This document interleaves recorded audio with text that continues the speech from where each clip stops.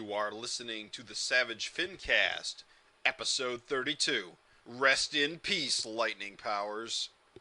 Chicago. A criminal mastermind called Overlord held our city in his terrifying grip. Ordinary cops were losing the battle against Overlord's super freaks and mutants. Then, a miracle happened. When I found him, he had no memory of his past. I helped him find an identity and a life. Now we have a fighting chance. Now we have the dragon.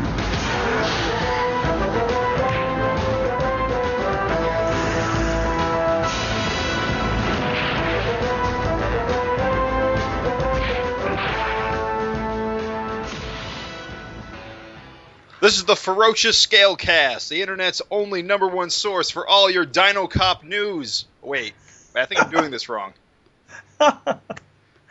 Perfect. Wait, this is the Savage FINcast, the internet's home for your only Savage Dragon podcast.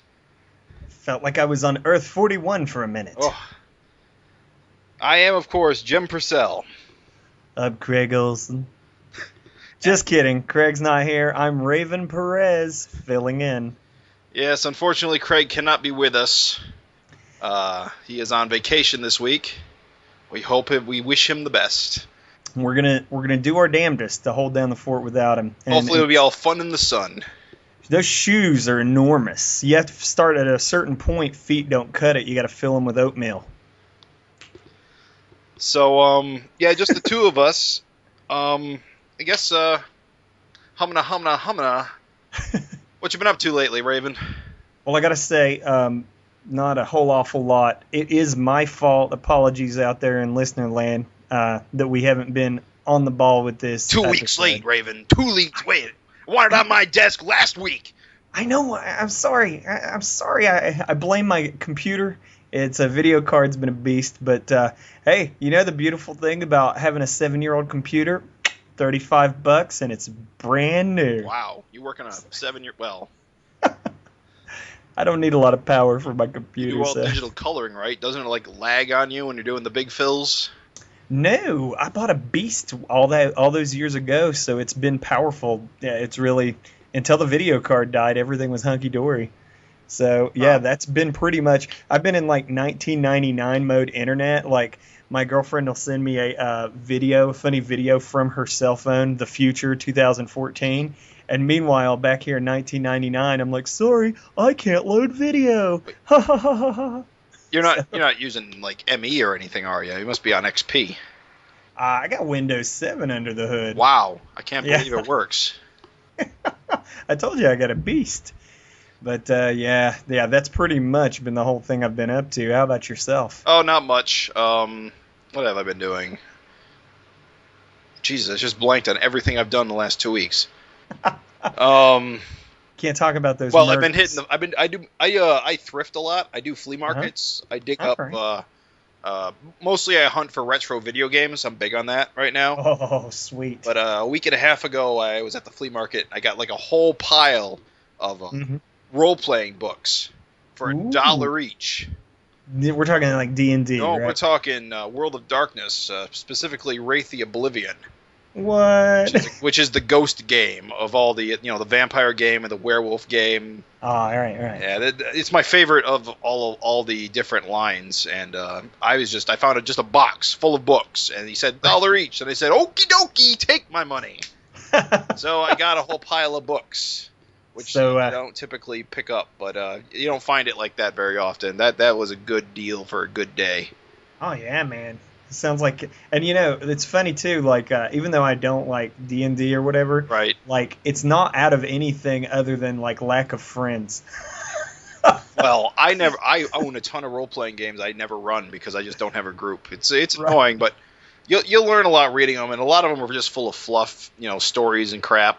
Right. It's just really interesting to read the books. Sometimes. I learned to draw from a lot of those D&D like monster compendiums. Oh yeah, a lot of art. Yeah, if you like gothic horror, Wraith the Oblivion's got a ton of that sort of artwork. Sweet.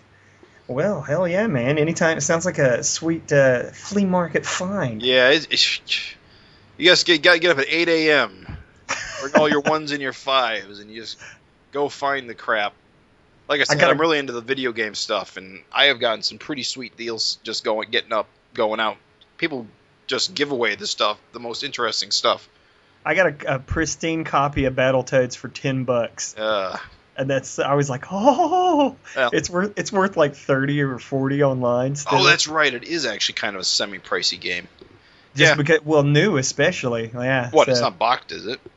No, nothing that nice. Yeah. But I'm such a dork. I still have my instruction manual and stuff. So I slid that bitch right next to it. It was great. But not the game. You lost it. Did you loan it to a friend? You know what's more likely? When Super Nintendo came out, I just sold it so I could get a Super Nintendo. Because you know how you are when you're a kid. You just get rid of everything to get the new stuff, not even thinking about the future. I didn't. I still have all of my games from 1989. It's because you're smart. Yeah. I think it's because I didn't get a Super Nintendo. I jumped straight to N64.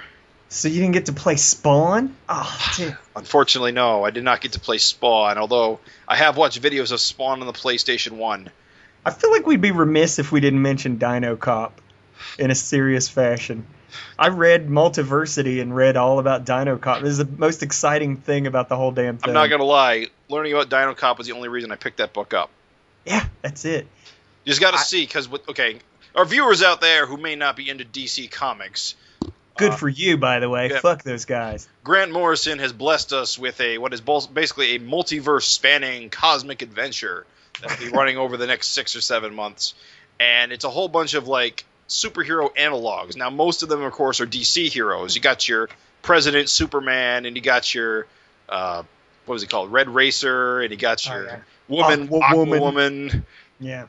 But he also decided to throw in a few bones to other publishers. There's a whole Marvel Universe group, which apparently have been killed 2 or 3 times and are probably going to get killed again.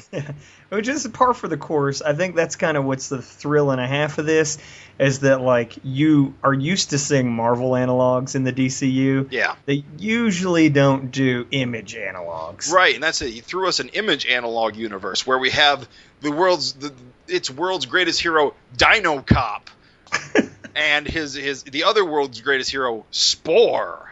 Yeah, and I love that, like I said, couldn't have picked 2 better representatives of the image universe. Because isn't Invincible the obvious Superman parallel? He is now. Once upon a time, it was probably Supreme. But, instead of going for the obvious Superman thing and loading it with jokes about how he's inferior to the real Superman and all that crap, we get Savage Dragon, basically. So. Yeah, and DINO-COP's kind of cool because he's a bipedal stegosaurus. So he doesn't have a fin on the head. He's got a plate, armored plate on the head. Right. And he's a cop. Apparently, he's never changed in 20 years. Yeah. He didn't have the chutzpah to step up and lead the SOS. But it was just kind of a cool little nod. I mean, it's unusual to have a analog image character because usually you don't see that for creator-owned universes, typically. Well, DC and Marvel usually only acknowledge each other in any serious way. Right. So for DINO-COP to be and he's not even in the issue just a little bit like Spore is, he's all up in that shit. Well, Spore is there for one panel and maybe a background image or 2, but DINO-COP has lines, and he's like the series' Jigsaw character. He's back at home base, feeding the intel to the away team. So did I say Jigsaw? I meant Microchip. You know what's weird, bad though? at Punisher. I was like, he means Punisher. Keep rolling. No, it's cool. That's the thing. And so I think it's funny because even the little intro, I know people were probably like, DINO-COP, what? But yeah, that was kind of the biggest comic fun recently. And just Supreme Blue Rose continues to be entertaining. Although you are reading it. Yeah, for Savage Dragon fans who are well, does this acknowledge Larsen? I don't think it even acknowledges Alan Moore. It acknowledges revisions as a thing, and that's about as far as that goes. Yeah, that's as much acknowledgement as it gives to anything. Which I suppose is fair. I mean, with the revision whole thing, you can as long as he doesn't specifically contradict anything that Erik did, pretend it does, specifically say it didn't happen. Yeah, it's cool. Well, you know, see, that's what's so funny is like with the whole revision thing. I mean, hell, I guess technically he could, but Right. I don't know. It's all good. I just I'll mention it on like Dragon Fan whenever if it ever does like get more directly referential to like the Larsen run. Oh yeah. But if anybody wondered, there's no real connection to anything. No. It's it's a weird book. It's very, pseudoscience-y, very heady, and it's all about Diana Dane, which is cool. Is the main reason why I'm digging it. It's very artsy fart. Speaking of artsy fartsy, God, I love the art in that. Oh, I love it. It's pretty. Yeah, it's got all this crap going on, all these blue. Well, it's called Blue Rose, but it's got all these blue lines under everything. It's got. Yeah. It kind of reminds me of Mind Management. I forget who does that. Lamar. I hadn't read it, so I can't. I don't know. Okay. So okay. Oh wait, but that was the one you were talking about with the guy that was like it was an Image title, and he's in a Mind Management was a Dark Horse title. Okay. Yeah, you probably don't know it. You're probably thinking of Mind the Gap. Oh, yep, there you go. Where the dude's in the think tank and like. Or no, you might be thinking of Think Tank, which I did talk about, but I didn't talk about Mind the Gap because I don't read that one.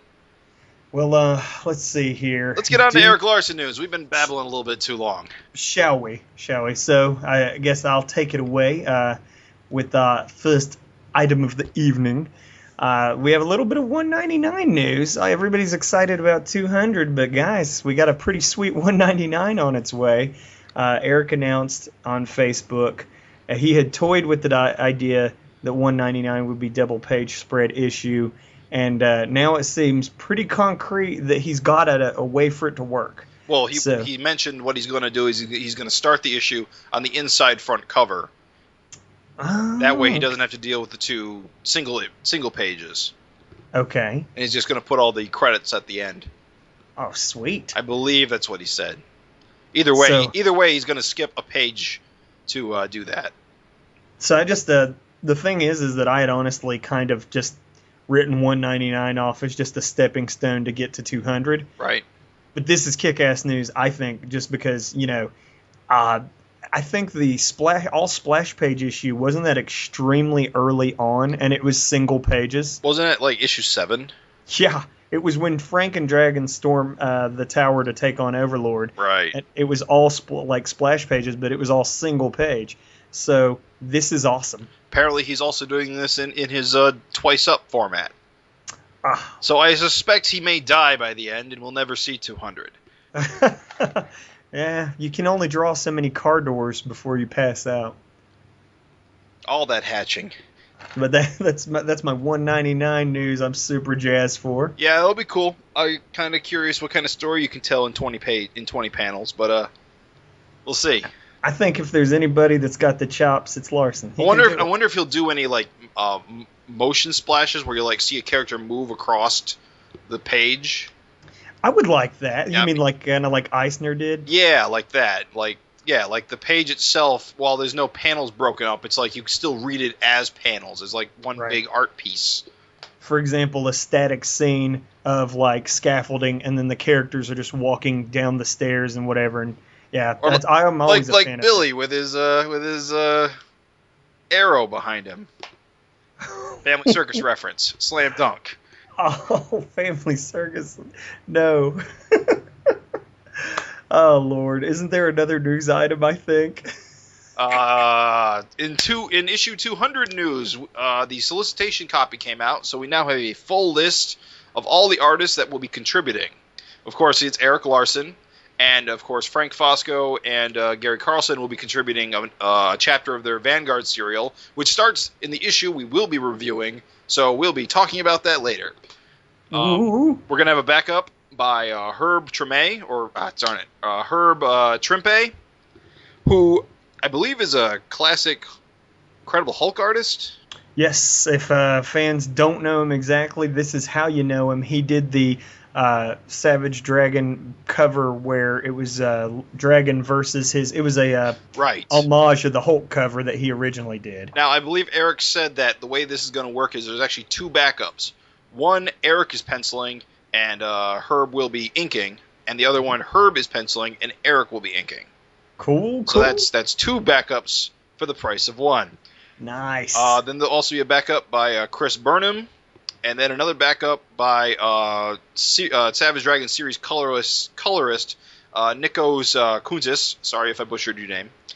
And then there'll be another backup by Travis Sengas. So, very awesome stuff. Every one of those cats can bring it, so I'm excited. Yep. I'm excitement. It's going to be a big, fat issue. A movie-length epic. So, I also have 200 news I wanted to share. This issue is going to have 3 covers. 3! That's right. Not 1, not 2, but 3. A standard cover featuring all the dragons, Angel, Malcolm, and Old Man Dragon. Skinny arm dragon. Not skinny arm, but small dragon in an action pose is just about the coolest thing ever. He's very Clint Eastwood. He's very Torino. Get off my lawn, you damn punks. Ugh. But without the racism. Right, well, he's green, so everybody's a filthy outsider to him. There's going to be just a terrible a cover with Kirby pencils and Larsen inks featuring Malcolm and Dragon in a World War II combat scene. People probably remember this. It was previously available as a special incentive poster at the Kirby Museum. And that was the only way you could get it, so it was kind of a rarity. Thank God you have a much more accessible way to get it as a variant for 200.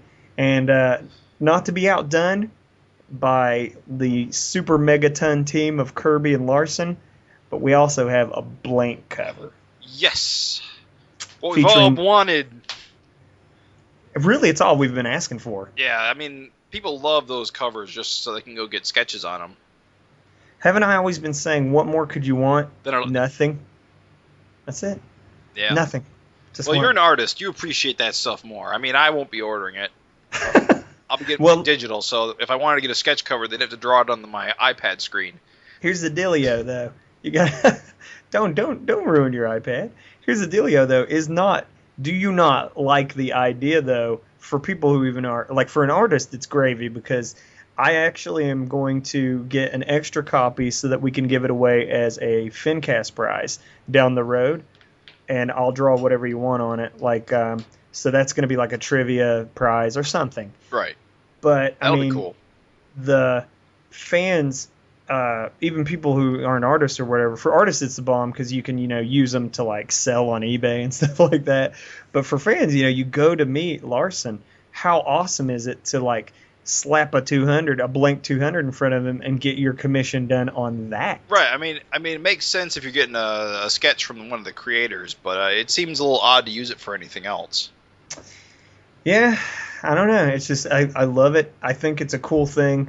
I had a Walking Dead cover that I did one on, and people went bananas for that. Really? So, yeah, I did a back. I was just saying it was completely not Walking Dead related at all. Like I just drew my own zombie stuff. I guess if you make the artwork like related to the contents, it makes a little bit more sense. But like you said, you didn't do that, and yet they still went bananas over it. So it was the tiniest bit related because I had a zombie scene. But it fit the zombie scene from my own stuff, so it's kind of like that was the only tenuous, loose tie between them. People still dug it, so I was happy. And I gave a gift to a friend. There were a couple of like friends that were getting like they had just gotten married or something, and so I drew them as zombies on the blank cover. I'm just saying it creates awesome like potential. Right. So I dig the blank cover. I suppose it's awesome just that it exists. It creates a Although, cool thing. Would you have rather have had the classic logo or the current logo? Ooh, for the blank? Yeah. Jeez. Because it is the current logo. I guess we'll have to wait for 300 to get the classic logo. So you're predicting Dragon comes back by 300? No, I just think the logo will come back by 300. Okay. Well, I actually, it's funny. I guess I would have preferred the classic logo then, but I still dig the new one, so no hate here. Right. And last but not least... Oh, yes, last bit of news. Giant-sized Kung Fu Bible Stories, which was the, I believe, San Diego Comic-Con exclusive from a few months ago, will be officially for sale in comic shops this Wednesday, September 3rd, for $20. 20 buckazoids. That beautiful day we dreamed would never happen has happened. So, yeah. limited number, I believe. So order them while you can. I'm excited as hell for it. Yeah. You've got it ordered, I assume. Oh, yeah. I've still got my fingers crossed there'll be a digital version, but there won't be, and so I'm going to be pissed. But oh well. Well, here's my one of the downsides. Here's my question to you, iPad fan. What would you consider a fair price for a digital version of this? If it goes up for $20, I'll probably wait for a price drop.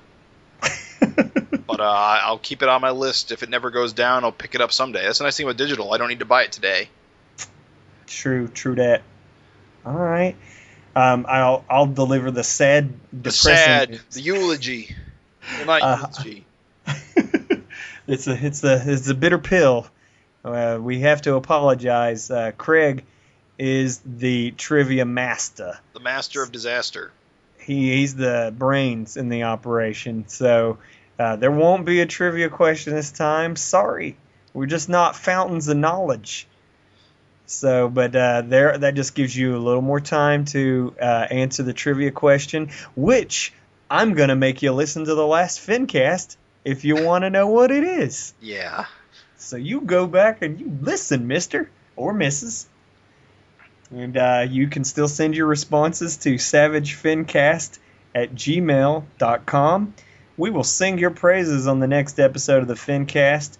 One winner will be chosen of all the correct entries, and we will give you a brand new sealed Fantastic Four, the world's greatest comic magazine hardcover collection. Which will be pretty sweet to whoever wins, because that's a nice book. You got to think like you've got a little extra time, so get your hat in that ring. Thank you, Raven, for bringing up the fact that they need to listen to the previous episode in order to get that trivia question, because I forgot to mention, we are now on YouTube. Ooh! I should have done this like 2 years ago, but I had some issues with getting stuff uploaded to YouTube at the time. I seem to have gotten it sorted out. We are now on YouTube, and if you want to find the Savage FINcast or on YouTube, you want to go to. Hold on.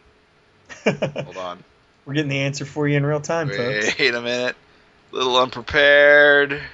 But never unprofessional. Dang it, come on. Why is it? Now I'm at freaking Google Plus. What did the... Darn it. Why is this hard? My channel. That is so what she said.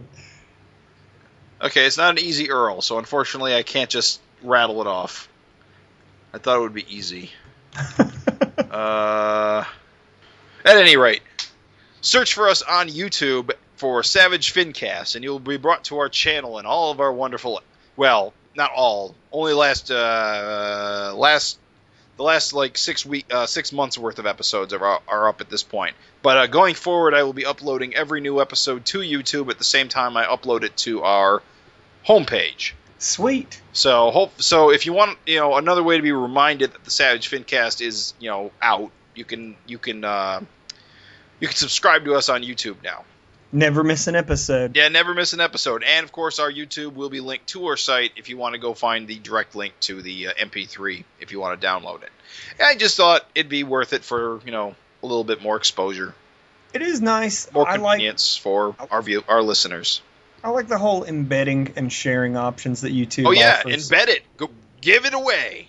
Put all your friends. Put it out there. I think that this is just one more tool for people to, get it out there, and hell, that's what we need. So, big up, Jim. Thank you so much for your efforts. Yep. So, no problem. You figure we have a little unfinished business, don't you think? Got some folks that worked real hard, didn't get their day in the sun last time, and that ain't right. Damn it! It ain't. That's not. It ain't right. It ain't right. That's not what we do here at the FINcast. So we're going to talk about our friend of the show, Gavin Higginbotham, and artist extraordinaire, Scott James, who came together in a titanic team-up to bring us the greatest comic to mankind, Neutron Bob. And I love that logo. It's actually fantastic. The splash page here does have the logo with the Isn't that beautiful? with the atom in it. Yes. Can't you just see that every month? I could. On every newsstand in America. I gotta say, this cover gave you heart palpitations. No spoilers yet, but you were worried. Bloody hands are never a good sign in a Savage Dragon comic. Bob don't look happy, that's for sure. Even the guys outside looking in the door don't look happy. Huh? Superhumans, what? That blue-skinned feller sure looks scared. But this was a great little comic. I mean, I love Neutron Bob as a character, so anytime we get to see him again is great. And, of course, here he is lovingly rendered by the great Scott James, who should... Beautiful. Yes. He just captures... He's got so much energy to his work, and he's got, like... He adds so much character to Bob and the other freaks that show up. Mm-hmm. I love the checkered pattern. Like, it's not just some, like, half-ass sort of thing. Like, it follows the fold of the clothes and stuff. Yep. Oh, he did the work. It's good. Put in the time. It's good. It paid off. Of course, Neutron Bob's outfit is one of the best Erik has ever designed.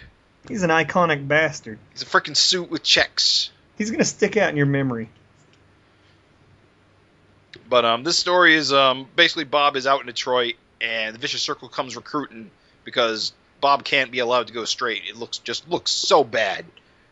Yeah. Vicious Circle, because ever since what happened? It was back during Emperor. Was it Emperor Dragon? Before Emperor Dragon. Yeah, a little bit before. Basically, Bob had been trying to go straight and had become a quote-unquote superhero for Detroit.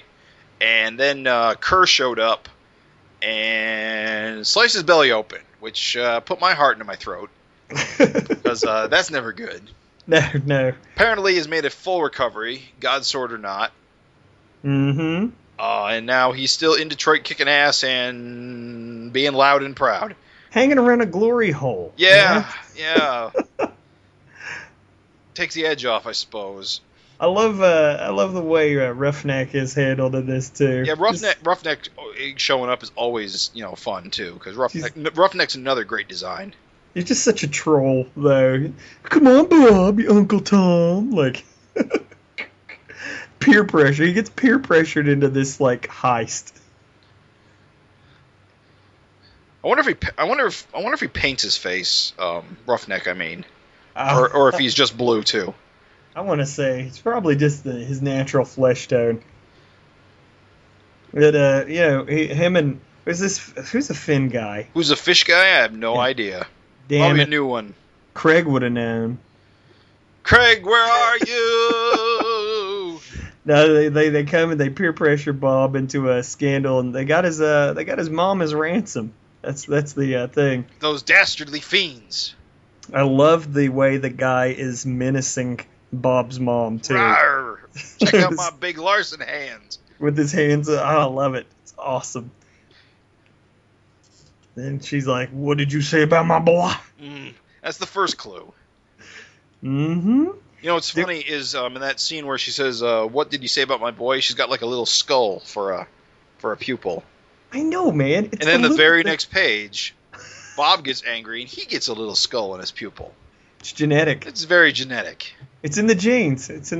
Skull eyes. Don't piss him off. You see the skull pupil, it's over. And he hits Roughneck so hard, bolts come out. I wonder if those grow back. They have to, man. At this point, it's a natural. Just a part of mutation. His body. They're kind of like giant, like warts, bolt warts. It's gotta be. He should go work for a bolt company. Just harvest them. Scrape his warts off. I love also too that the cover is worked into, and there's Deadly Duo. There's a Deadly Duo. I'm just saying. Yeah, Deadly Duo, the greatest heroes of Detroit, showing up fashionably late as always. This thing is rock solid from beginning to end. Yeah, that's why we had to bring it back. We just had to give this the love it deserved. Apparently, they were not requested to join SOS like every other single hero in the entire world. That's what's great. They're not on the list. Yeah, I think Bubble Boy made the cut before these two. I wish Bubble Boy would come back. Scott James, Gavin, get me a Bubble Boy backup now. Hey, it could happen. Oh, man. It could happen. Wait a minute. Capcom might sue. Really? Yeah, for Bubble Man. They don't care about Mega Man. They don't care about Mega Man. They don't care. This is just solid, though. I love it. I love the end. I love the coloring, the Scott James coloring. Gavin's writing's good on it. It's good. Lots of profanity. I was certainly hoping for this ending when I saw that, cover image. Because she's the most dangerous woman in the world. Well, it's got to be. Bob came out of her. I'm just saying. I think their whole origin was they just lived close to toxic waste for a while. Do we know? Have they ever said? I think it was in, I can't even remember when or where, but I think it's on the wiki. But that still doesn't explain that amazing fashion sense. That's natural. That you're born with that. A style, baby. Mega Bomb can't take that away. No, it was good. It was really good. I was really, anytime you guys... I think, for me, this was as fun and awesome as the Fosco Powerhouse and... Flash Mercury. Fight monsters team fight up. the monsters. Yeah, that was a good one. This one scratched all the right itches. I was like, yep, I like it. I like it a lot. So that was a winner. On to the funnies. Yeah, I loved Truth Serum. Truth Serum? That was hilarious. That's good. Truth Serum, has it been running in the other issues? I feel like it was a new one this month. No Average Dragon, though. No Average Dragon, but you know what? I mean, it's not like Simon can be... you can't get gold from the goose all the time. You gotta, Yeah. I liked Misery Loves Sherman, although I wonder how many if you're a non-gamer, I wonder if you know what it's all about. You gotta be in on the joke. Yay, And Night Watchman continues to be... Cryptic? I like it. It did start to be sequential. I don't know if you've been paying attention, but it is more in... So this food critic is he's got this plan to... Gonna moiderize him! Yeah, he's got clearly some explosion themed plan in mind, so it's good. All in all, we just couldn't... I don't know, it'd been kind of wrong to not talk about the backups, that's all. They were just quality. Have to get them in there. I mean, that was a ass-kicking issue, and then you continue along, and then, boing, you got Bob at the glory hole. Manchester's newest orphan. It's so good. So, just want to give that its day in the sun. So, let's talk about Savage Dragon 197. Let's get current with it. Current. Let's get up to date. It's what you're really here for, folks. It's what you really want to know. So did we guess? I just want to rewind the clock back when we were taking our guesses. Why Malcolm had a mouthful of teeth? Yeah, did we guess? I'm not sure anyone directly guessed Bellco Chemicals. I think we all said you got bit by a vampire or some dumb thing like that. Gorilla. We theorized. I remember gorilla. We were like, gorilla? Could it be a gorilla? I want to see. I don't know. I believe I said I thought the cover wasn't the best just because of how simple it is. Or I guess how plain it looks. Mm-hmm. I don't know. It's a decent cover. I guess it's eye-grabbing. I just didn't care for it very much. I just don't care for it. Well, I think it was pretty sweet. I think it's the lack of background is just kind of off-putting to me. I think it's pretty sweet. It ties into the whole issue, and definitely I don't know. It was. I was like, okay, this is sweet. This is dope. Do you get in the digital version? Do you get the interior joke, the Icorn joke? No, it's the one thing I don't get is the credits page for some reason. Oh, it's so swanky. More awesome than a monkey wearing a tuxedo made out of bacon riding a cyborg unicorn with a lightsaber for the horn on the tip of a space shuttle closing in on Mars while engulfed in flames. Holy crap. That's a good one. Probably his best. That's why I felt compelled to bring it up. No, but it's good stuff. I like that the police are willing to endanger Maxine as part of their plan. Yeah, these not the best. Not the best policing. Not Chicago's brightest. But they must go through cops like copy paper, so Yeah. So last left our hero, he had been horribly mutated by the polluted water of the danger zone, thanks to the corrupt business practices of Bellco Chemicals, whose apparently entire industry is based around dumping chemicals in water for no reason. Douchebags. Yeah. I never really gelled with Bellco Chemicals as like a threat because they're just kind of so undeveloped. Yeah, and Larsen said in the interview that they're just more or less meant to represent sort of any uncaring corporate company. Which I get and I understand, and it's shorthand, but it's not very interesting to me. Oh, so you didn't like it? Like, no, it's not that I love the issue. I just don't like Bellco Chemicals as a plot point because I don't care about Bellco Chemicals. They don't have like a big boss man who is like, threatening the city, shaking his fist. It just doesn't feel like a natural, real thing.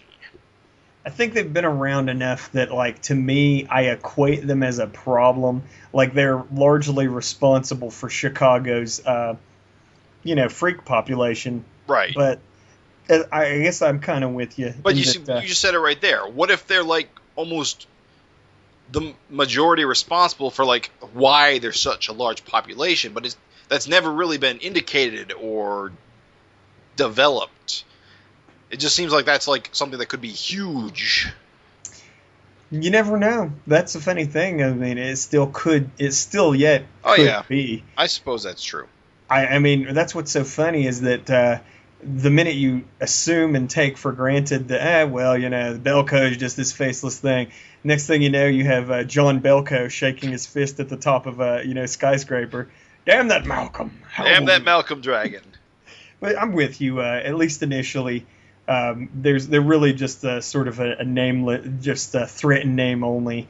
Which I don't know. It is kind of. I'm a little bit okay with it because who would he be at the most? Just a guy in a business suit. Like, how interesting could he really be? How interesting is Lex Luthor? How interesting is Norman Osborn? Okay. You're swaying me. I guess I'll give it that. I don't know. It doesn't even need to be that. It just seems like it's underdeveloped is all. So, they... But speaking of first page, hey, Maxine, aren't you the greatest character in the book right now? Yes, always and forever. She's like, that is a great character, I'm just saying. I dig Maxine. She's just so different than all the other girlfriend characters that have come and gone. Because she's interesting and not a hateful bitch? No, mostly because she's a teenager and she's trying really hard to make this work. She loves Malcolm, and Malcolm loves her, and it's just life has gotten between them. And they're still young, so anything can happen. And she's also a normal human being, which is always tricky when you're a superhuman. Yeah, it's really one of those awesome... I love their dynamic for that. Because you've got the whole, like, he's a superhero. It could never work. One of those kind of things. I like how she tries to talk mutated Malcolm down. And it's kind of working is the thing. Like, he kind of doesn't really... It probably would have worked if it hadn't been for these jackasses. Yeah, well, that's what's so awesome is I love that they're like, get him. Like, it's like, didn't anybody tell you guys that he just killed a shit ton of Vicious Circle people? But you get a lot of awesome familiar faces here. I didn't know that Simon Kane, I guess he's the dude with the, like, all the straps all over him and this, like, purple hair and stuff. What? Like, the dude at the top of the page where he's like, I'll make this quick. Yeah, is he mind control guy? Or I remember he... I don't think so. I think he's just a tough guy. Just a tough guy? I don't think that's Simon Kane. I think that's War God, or hold on a second. They rattled off a list here.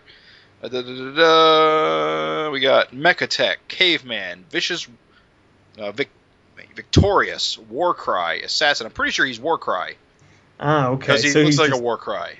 Simon Kane took over him in that past issue. I guess that's what's messing with me.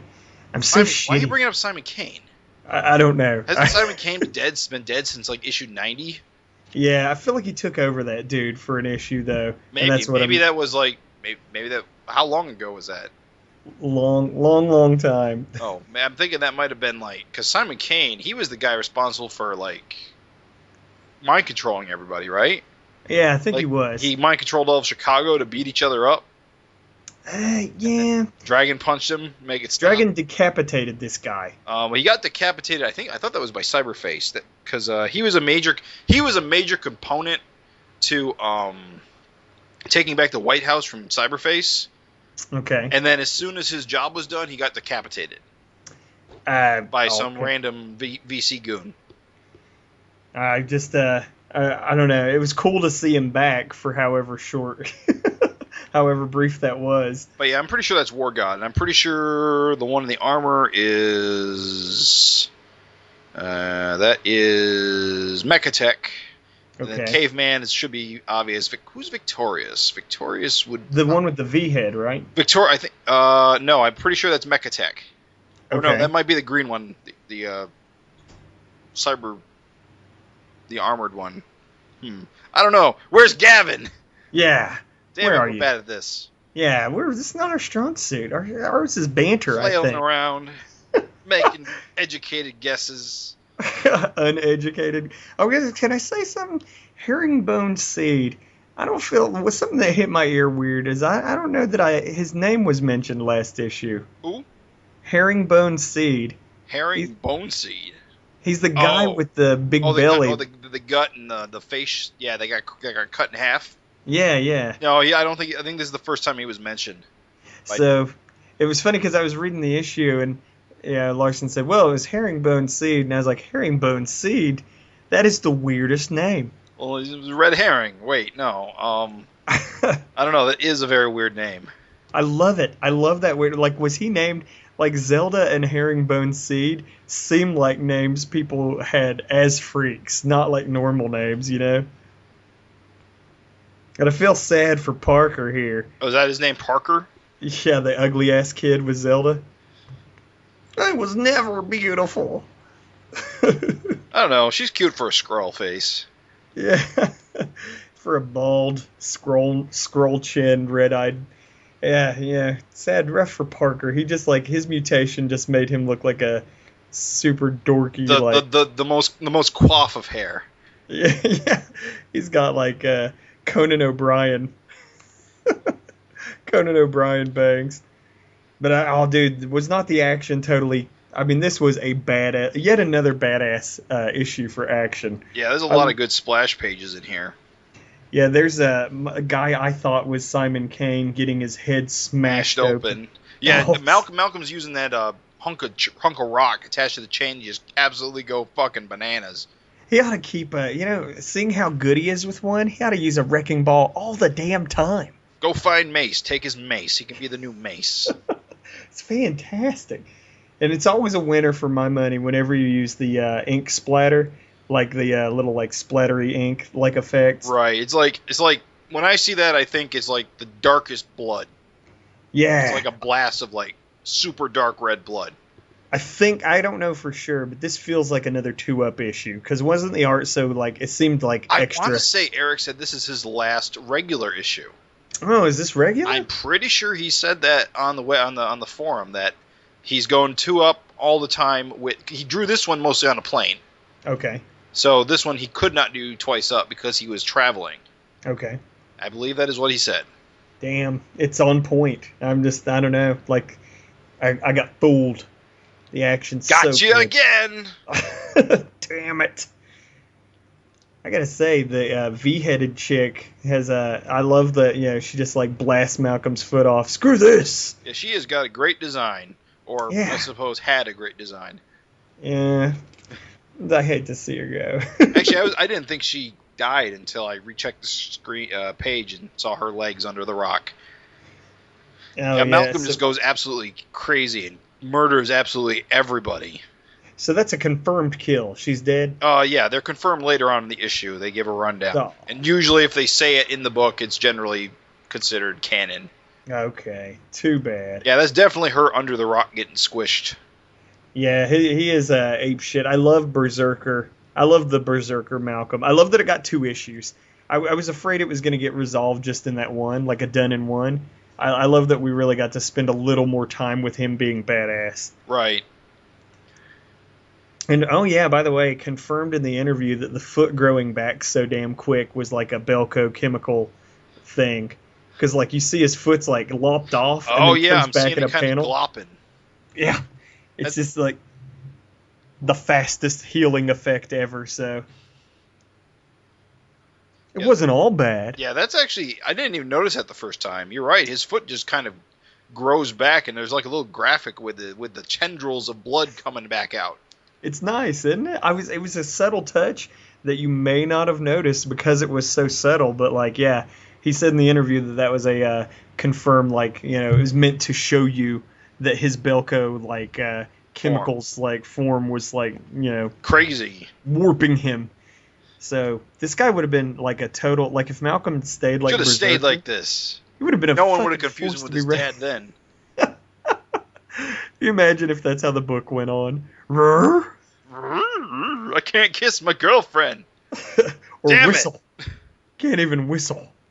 Or say whistle for that matter. He was pretty easy to persuade though, wasn't he?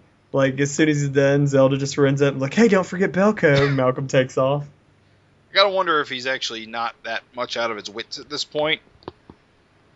Yeah, it seems like probably like it wouldn't have taken much to get him there anyway. He probably just lacks the ability to speak because of all the teeth in his mouth.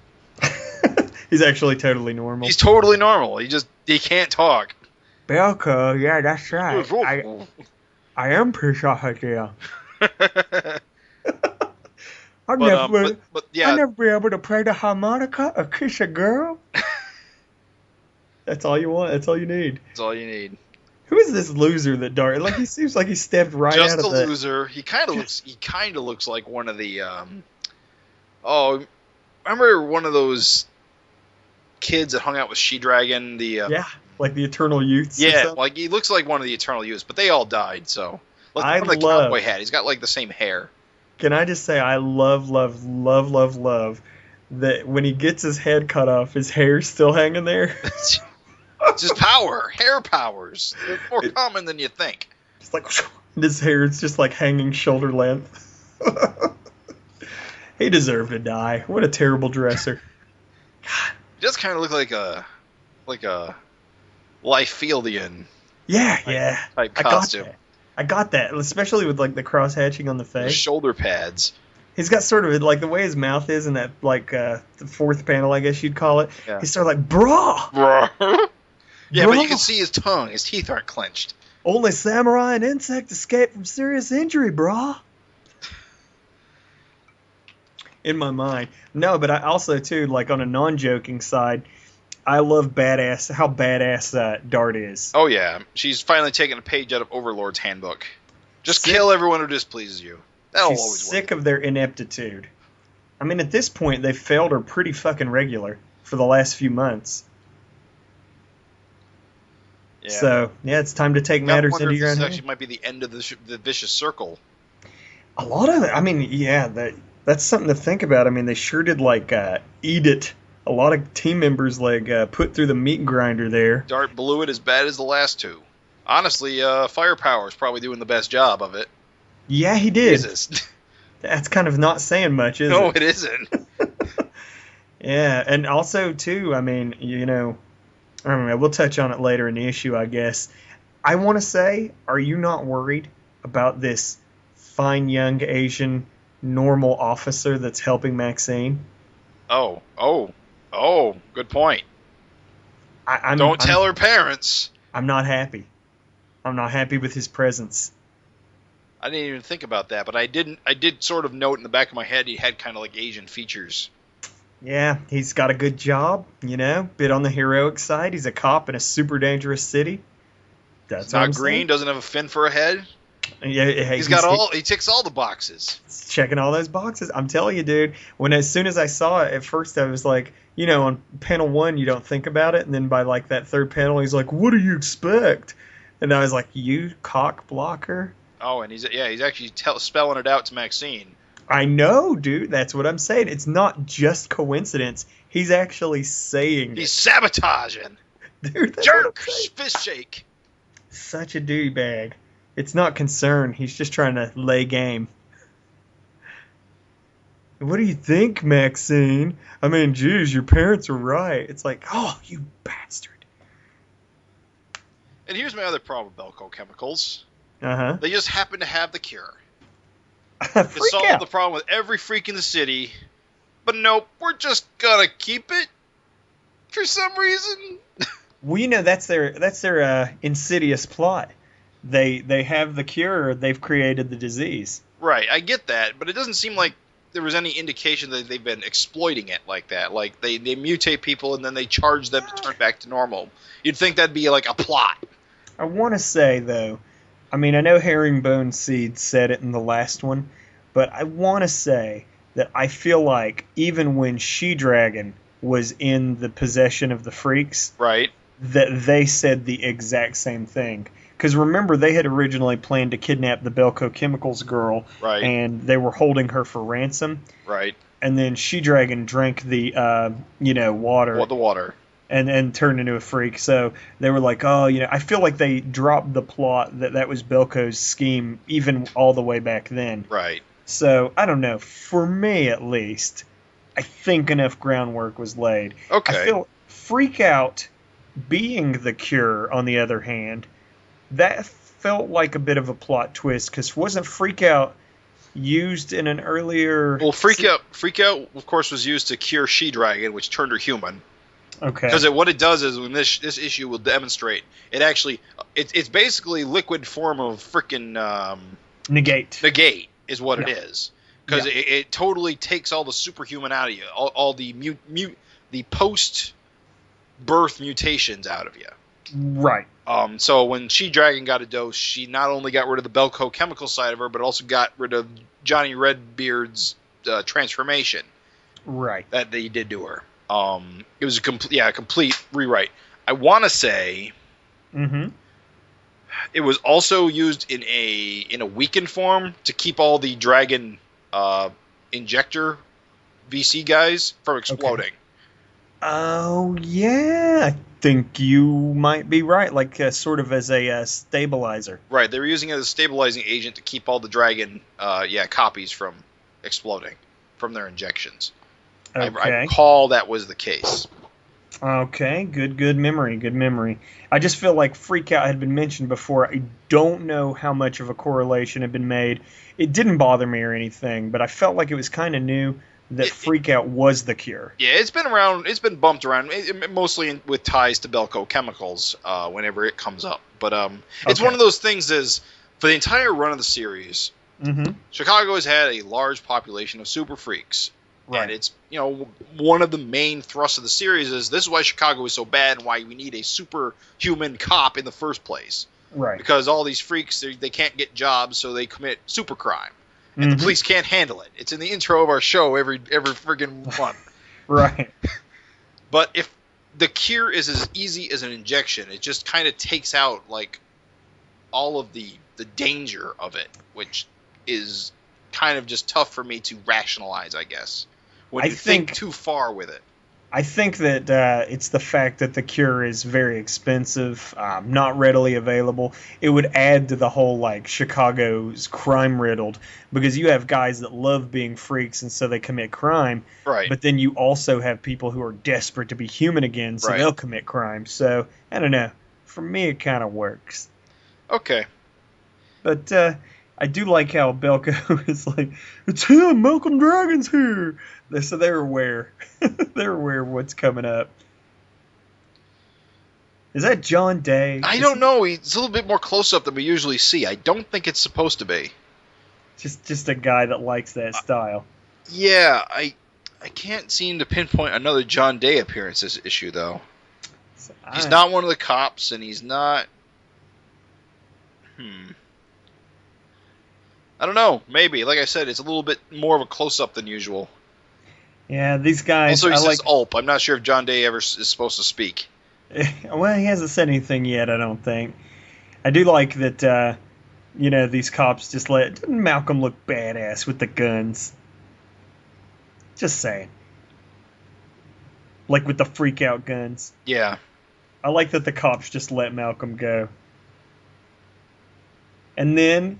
the ultimate awesome, nope, you're wrong. You flip the page, double hand cut off action. So awesome. Youch. So awesome. Oh, how I'll never my whittle in hand. Clap. Oh, you can't. No, I loved it. I love this. Dart's such a ninja badass. Oh, it's so awesome. And she goes and blows people up because that's always fun. The exploding dart. You get all the awesome things of Dart here.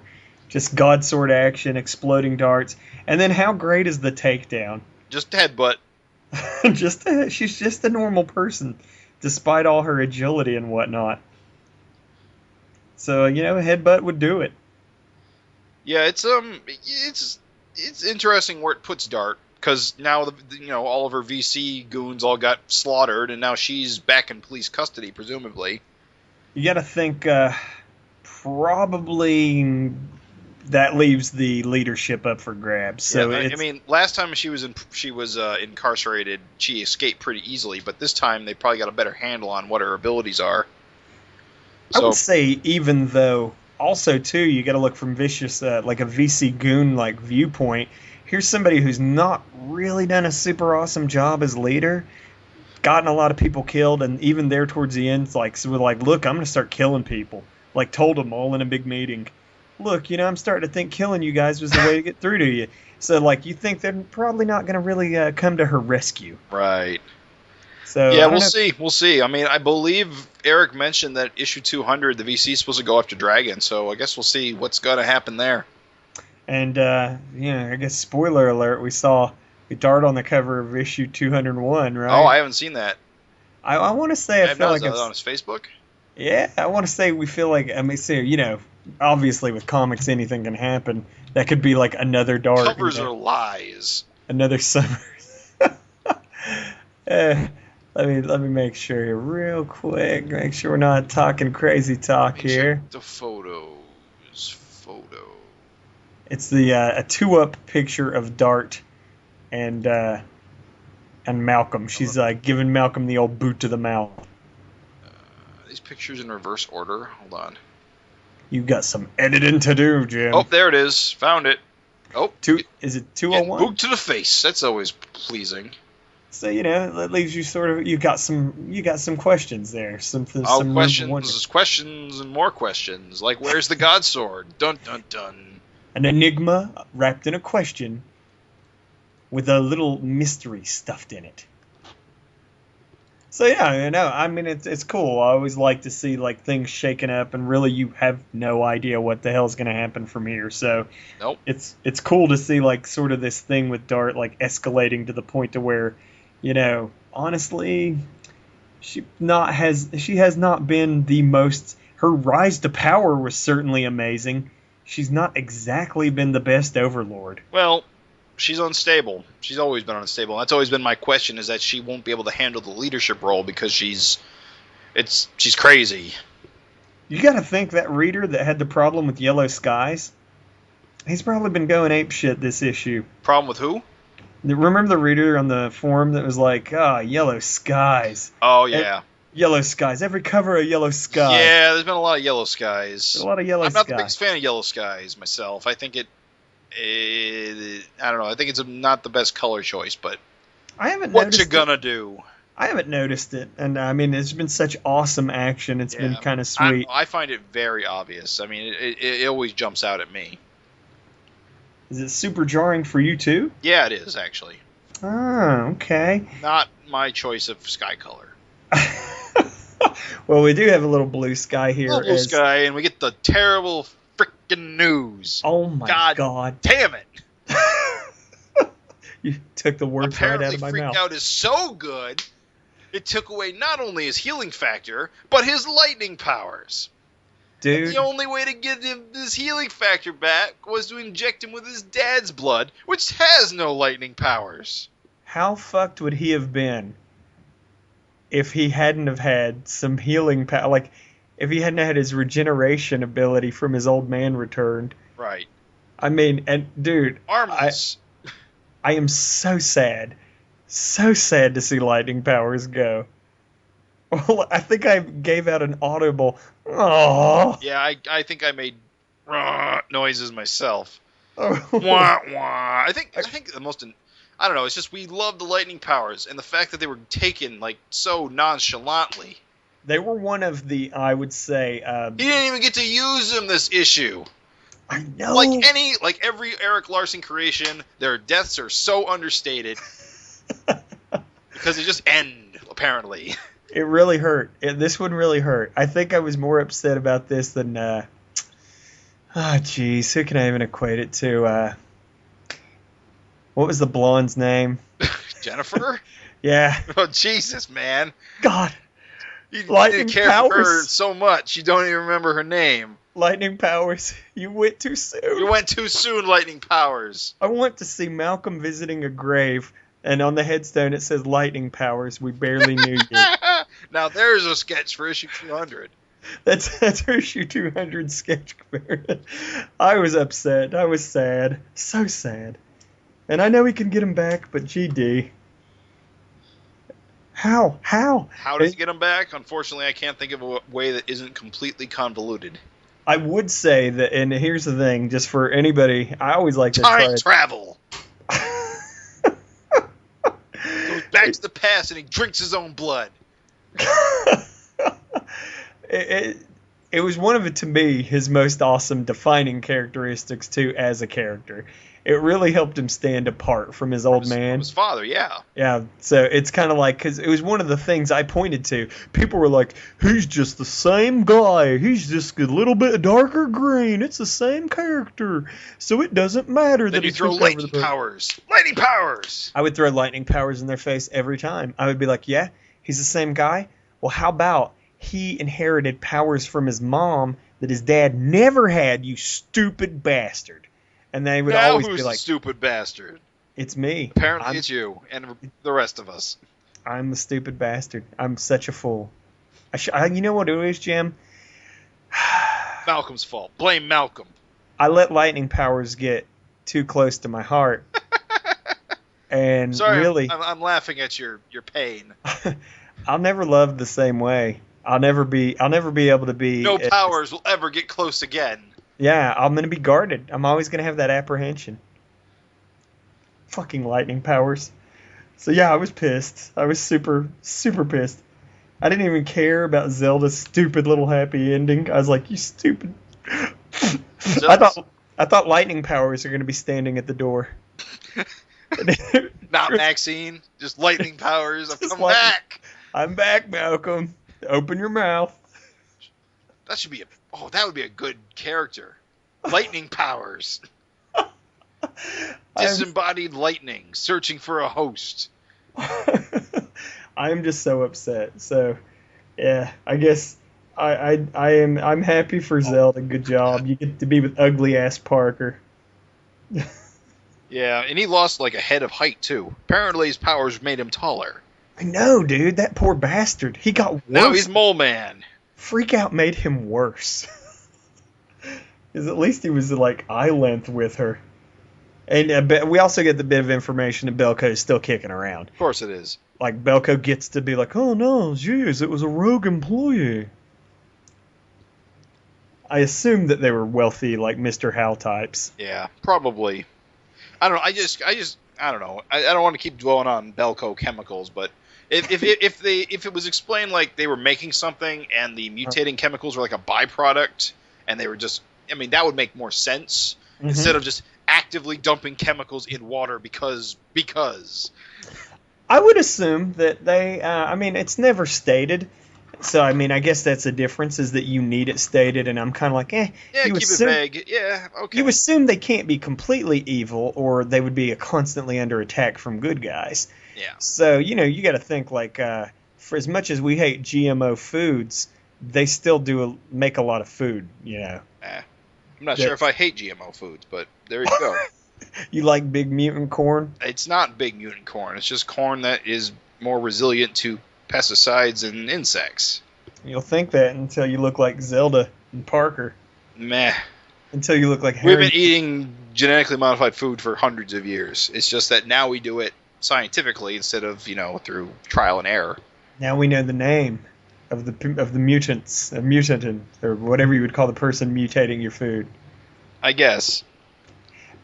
I think Bellco, to bring it back, I think Bellco probably does other stuff we don't see. Yep, we'll see. We'll see. I mean, I guess that's still left open because they still exist. It's kind of a Larsen way to handle things. He doesn't always necessarily spoon-feed you all the info. Right. Like, Bellco has a chemical that can be dumped in the water, but Freakout's put in guns. I mean, you see what I'm saying? Right. So I don't know. I just need a motivation. Characters need motivation. Bellco's not a character. It's just an evil organization. I guess. And their motivation, their motivation's money. Yeah. But I don't even know if that was clearly stated. I feel like it was. I think it's implied, but I don't know. It's like you said, you don't mind it vague. I think it's leaving a huge gaping plot hole. We're just different, you and I. Agree to disagree. I like how diplomatically you phrased it, too. So, should we discuss... So, page turn and what? Yeah. Space! I love space! I love it. This is good. Vanguard's I like this. Back, baby! This backup's good. Yes. Oh, and actually, this cover... Wait a minute. This says Scott James. Is he inking? He's inking. Is he? No, he's coloring. Scott James is coloring. Oh, okay. I thought it looked beautiful. No, yeah.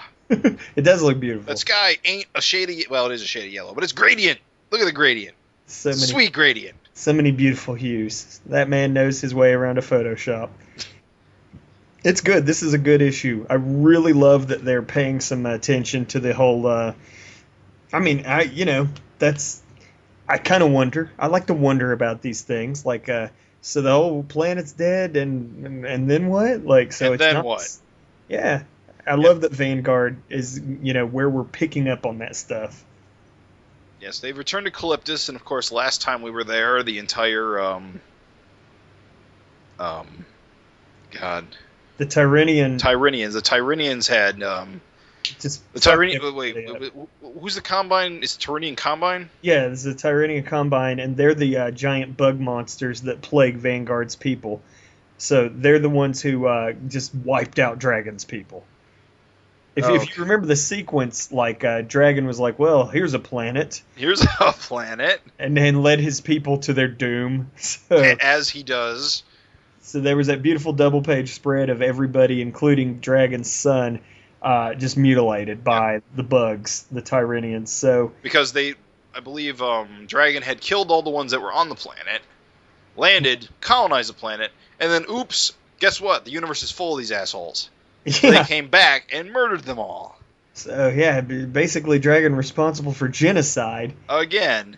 King of the Bonehead Plays. And then, I believe, in the last Vanguard series, they were wiped out again? Mm-hmm. I believe you're right. They were now, I forget who did the poisoning. But, yeah. They say it might have been Lorella, dude, because... Yeah, you're right. I think they said that the poison came from the ship. So I want to think Lorella killed these guys. Yeah, she probably kicked it out as she was escaping. If you remember, she couldn't get away before the whole, because she collected, samples from their ship. And, she poisoned them on the way out so that she could make her escape. Right. I want to say Lorella. I want to say you're right. Yeah, so when they come back, Vanguard's just left, Van and company are just left to wonder what the hell went on. Like, they don't know. Right, they weren't there, so they're piecing it together Super Sleuth style. And, of course, the whole gang's here. We got Vanguard, Roxanne, I believe is her name. What's her name? The other Roxanne. one. Yeah, the other one. Modem. Of course, Wally's got his new body, his Calyptian body. Not Calyptian, a Tyranian body. Which the ones surviving other Calyptian. There's Lurch. And Lurch, of course, who actually has a lot to do, and the guy from Etrian. Yeah. What's his face? The dude with the crystal staff. Galian. Yeah. So that it's awesome because this really picks up where the previous Van series was. So, it's sweet. It's cool because at the end of the last series, you kind of felt like they were wrapping up all these loose ends and bringing them all together, and you didn't really know if we'd ever see these guys again. Yeah, I thought it was pretty final. So this was a nice surprise for me. I don't know why I wasn't paying attention and like didn't know that this was coming. Oh, I saw the door open. I just didn't know if they would step through it. I assumed that we were like exclusively in the realm of funnies, and then to see more Van, I was like, ooh, nice. Oh, you didn't know this specific series was coming? No, yeah. Oh no, this surprised me too. I think I found out about it a week before the issue came out. See, I didn't even know until I like bought the. I was. Oh like, no, you know what happened, Eric? We talked about it on the last interview. Oh, That's when we found out. Jeez, it's been a busy time. The whole video card thing's been very traumatic. Ah. And I love this, though. You get to see Lurch doing his thing. There's, like, little plot points progress. Like, Lurch continues to be unable. Like, he sort of lurches as a character. It's cool to see, like, I don't know, part of the whole appeal of the whole dragon thing is the continuity and the progression. And it's cool to see Lurch, like, his situation getting less stable. Like, he's not able to do kind of what makes him Lurch. Right. I mean, that's sort of what's implied here, is that he's never going to be able to he's never going to be able to absorb another person's identity again. I think he'll still shapeshift, but I don't think he'll be doing the mind read kind of duplication thing again. He's kind of losing his ability to, one of his defining traits was to just, grip onto someone and become them. And like here he sort of implies he's got a head full of people now. So yeah, he's getting more and more unstable. And I don't know, then I like the little like twist with Wally, which again, you totally, like you said, you called it. Like he's got that new body. I don't know why no one else was thinking it, but yeah, they're totally susceptible to poison. So this was good. This was good. Love the art, love the colors, love the story. Win, win, win. Yep. Can't wait to see where it goes, because it looks like they brought a whole armada of ships they commandeered, and now they're all infected as well. So they're like losing all of the gains they made. Yeah. So everything. that always puts you in a bind. And if I'm not mistaken, there's still an artificial intellect to be dealt with monitoring this planet. So yeah, you never know what the hell's going to come out of it. So yeah, it's good stuff. In that last page, you see the wreckage of the old dragon ship. I gotta wonder if they're going to be going in there at some point. That's the beautiful thing, is that like there's so much that can happen. Like that ship has information on how to bring back chosen ones. Like there's all kinds of crazy stuff that can happen. Oh yeah. So it's awesome. Yep. I love these as much as I do love random stuff. I love the backups that could lead to new plot points in the main story too. Good stuff. And of course this time they're off in another part of the space, so it won't be tied as closely to events in Savage Dragon, which I think is for the best. Yeah, last time it was special because of how closely it was tied, but now give it some room. Let it be its own thing. Yeah, I do like the two parallel things. Like they're both like Malcolm's adventures are very street level.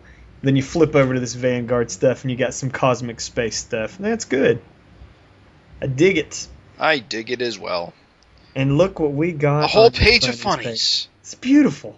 Average Dragon. Yes. I love the old man. He needs a name. I think he has one.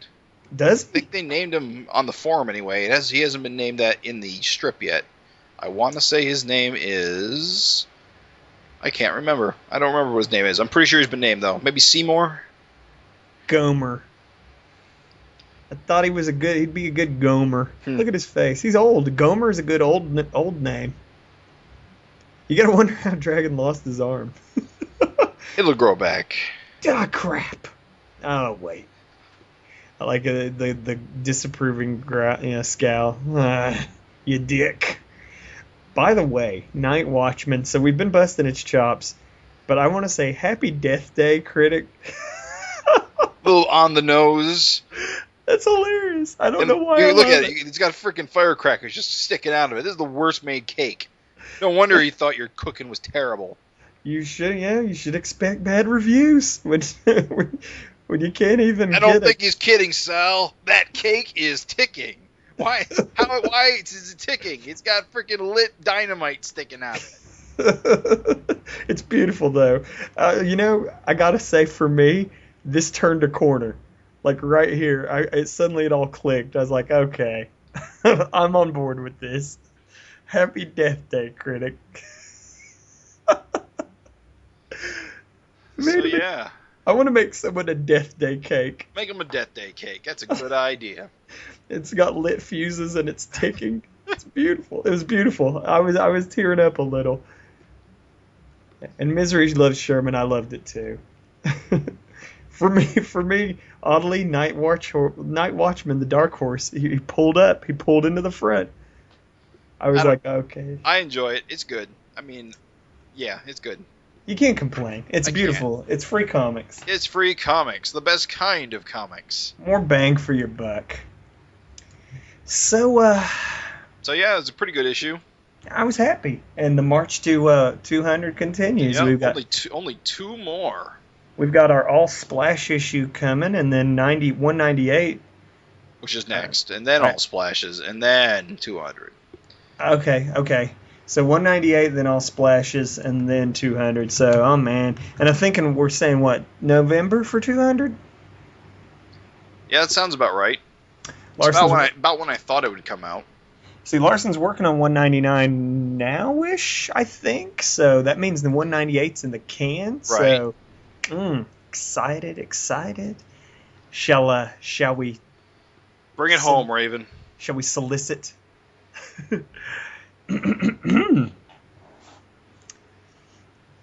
Malcolm Dragon faces the uncanny ant menaces. The Ant Queen and her deadly ant men invade the surface world, and one man stands in their way. A deadly new threat for the son of Savage Dragon. And you gotta wonder, is Ant gonna be in this one? No? I think he's already been confirmed that nope. We'll see, though. Maybe he'll surprise us. Maybe he'll tease. You don't think that could be a trick? It might be a trick. Eric has tricked before. He's a tricksy one.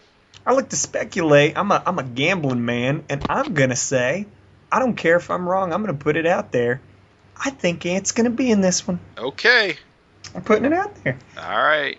If I'm wrong, I will eat a hat composed of delicious ice cream. That's a good hat. Good hat to have. Someone will wear it. Somewhere someone can, and I'll eat it. So, Ant, I'm calling it. We'll see. I have doubts, but we'll see. Right. So we're very Siskel and Ebert on this one. We're very Siskel and Ebert this whole episode. Me and Raven, butt heads. Bellco, you say Bellco's a plot hole. I say it's a plot device. You say Ant ain't a coming. I say Ant's gonna be there. Think how much. What do you think, Craig? Oh yeah. Craig will tell us next time whether we were right or wrong.